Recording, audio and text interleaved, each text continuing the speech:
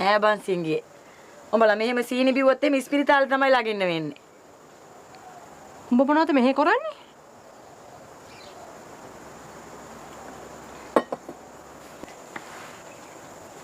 උඹ හිතුවද මං උඹගේ මිනිහා උස්සා යන්න ආවා කියලා?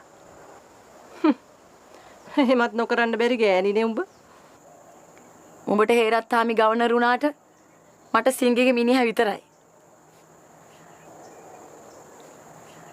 අනිකේ මිනිහා දැන් නාකීනේ. කෙල්ලේ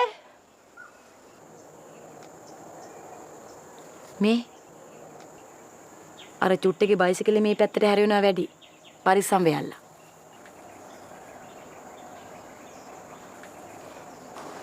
සිංගේ කොහමයි බයිසිකලේ?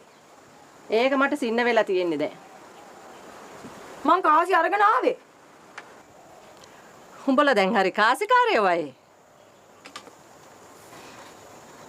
මේක මහා අසන්නාසි කාලයක් බං. කාසි කොළවලට නම්බුනාම තානාන්තරේ හැමත් හම්බ වෙනවලු. කවුද එහෙම කිව්වේ? පෙර මහත්තයාද? එහෙනම් ඉතින් බල්ලෝ මරලා හරි කාසි හොයන්න වෙයි. ඇයි එමෙව්වත් මොකද? කාසි කොළ බුබ්බුක් ගන්න නැත්තම් එච්චරනේ.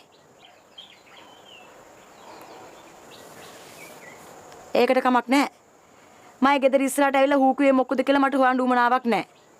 උන් මට මොකුත් කිව්වත් කමකුත් නැහැ. හැබැයි මගේ ගෙට ගල් ගහන්න එපා කියපල්ලා. යකෝ උඹ කියන්නේ බොගේකට ගල් ගහපු එක මගේ ගේ ඇස්සේ ඉන්නවා කියලාද?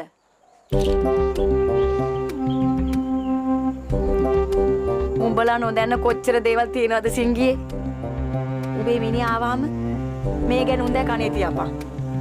එතකොට උන්දෑ දන්නවා.